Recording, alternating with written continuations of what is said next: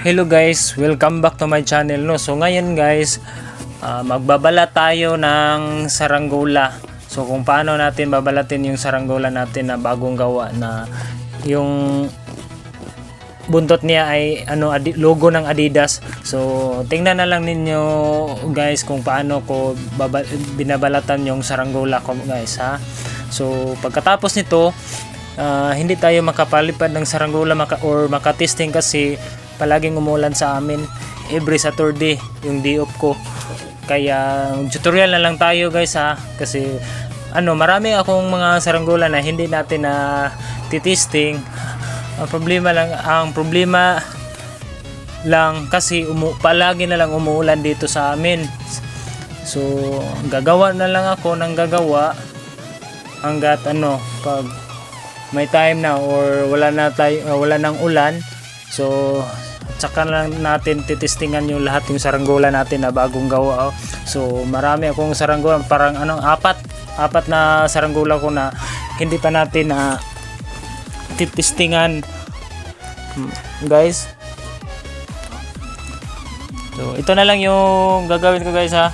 Panoorin na lang ninyo yung buo para malaman niyo kung paano ko ginawa yung saranggola ko, binalatan yung saranggola ko o paano natin lagyan ng design yung saranggola natin.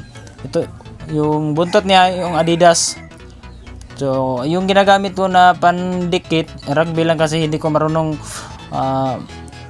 magdikit na yung katol no, kasi nagtry ko mabutas lahat butas-butas.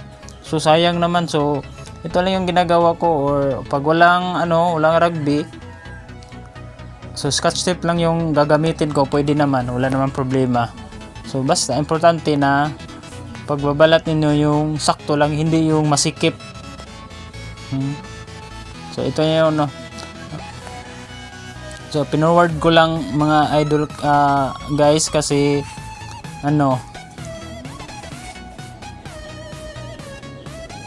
medyo mataas yung video pag hindi natin i-fast forward.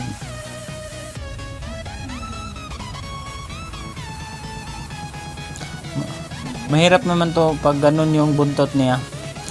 Hirap magpadikit.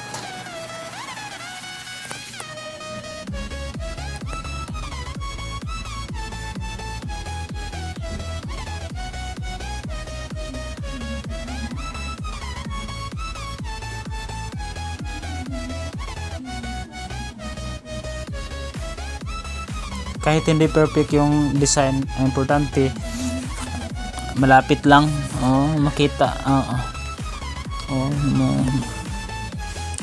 Basta maganda yung saranggola natin pagkagawa.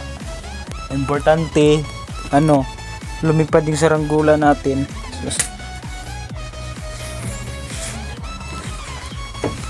Sayang naman yung saranggola natin pag ginawa tapos na, lipad na lang yung kulang, tapos hindi siya lumipad. So sayang naman yung effort natin guys.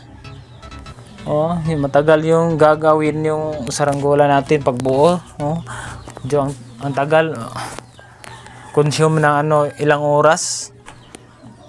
Tapos pag tinesting natin hindi pa lumipad, ang sakit ng ulo. So dapat consistent ka paggawa ng saranggola niya. Feel mo na ito lumipad yata. So yun ang gagawin natin. Yung think positive na ito lumipad yung kaya tong lumipad. Di ba? Pag gumawa tayo ng saranggola, alam naman natin yung saranggola na lumipad o hindi lumipad. So